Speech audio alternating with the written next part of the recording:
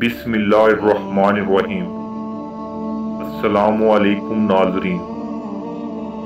کسی شخص نے ایک غلام خریدا تو اس غلام نے اپنے آقا سے 3 شرطیں رکھی۔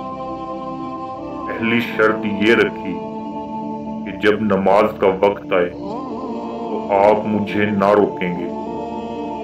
دوسری شرط یہ رکھی کہ آپ مجھ سے صرف دن میں خدمت لیں گے، مگر رات کو مجھ پر یہ پابندی نہ ہوگی۔ اور تیسری شرط یہ رکھی کہ میرے رہنے کے لیے کوئی ایسا کمرہ عنایت فرمائے جو میرا پسندیدہ ہو اور کسی شخص کو اس میں آنے کی اجازت نہ ہوگی۔ چنانچہ آقا نے غلام کی تینوں شرطیں منظور کر لیں اور غلام کو حکم دیا کہ جاؤ جا کر محل میں اپنی پسند کا کمرہ دیکھ لو، جس میں ہر کمرہ ایک سے ایک بہتر ساز و سامان کے ساتھ آراستہ تھا۔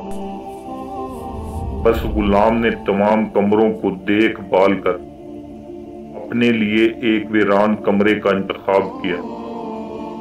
اس پر آقا نے دریافت کیا کہ آخر تم نے یہ ویران کمرہ کیوں پسند کیا؟ کمرے تو اور بھی بہت سارے ہیں۔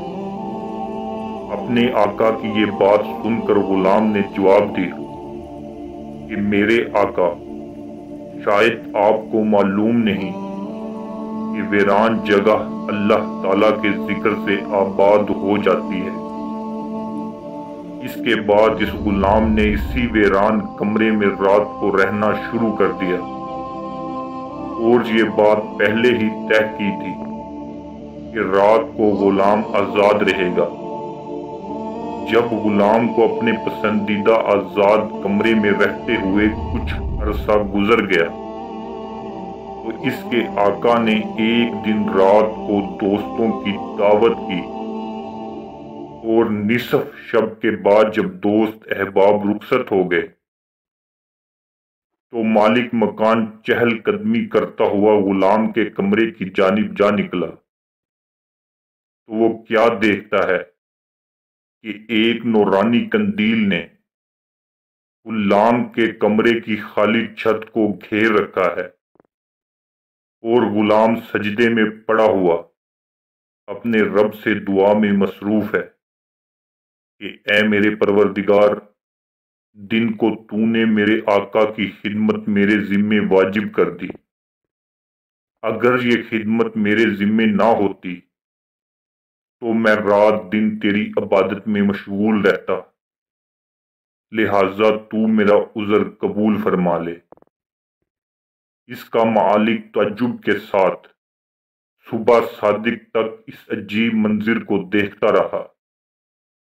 چنانچہ جب صبح ہوتے ہی وہ نورانی قندیل آسمان پر چلی گئی اور چھت بند ہو گئی تو مالک نے اپنی بیوی سے اس کا تذکرہ کیا، اور دوسرے روز وہ مالک اور اس کی بیوی دونوں اس منظر کو دیکھنے گئے تو اس شب میں بھی بالکل وہی منظر دیکھا جو پہلی شب میں مالک دیکھ چکا تھا۔ صبح ان دونوں نے غلام کو بلا کر کہا، تو اللہ کے واسطے آزاد ہے تاکہ اپنی خواہش کے مطابق رات دن اللہ تعالیٰ کی عبادت میں مشغول رہ سکے، جس سے تو معذرت کرتا رہتا ہے۔ اس کے ساتھ اس کے مالک اور اس کی بیوی نے غلام سے اس کی ان کرامتوں کا ذکر کیا جو وہ رات کو دونوں دیکھ چکے تھے۔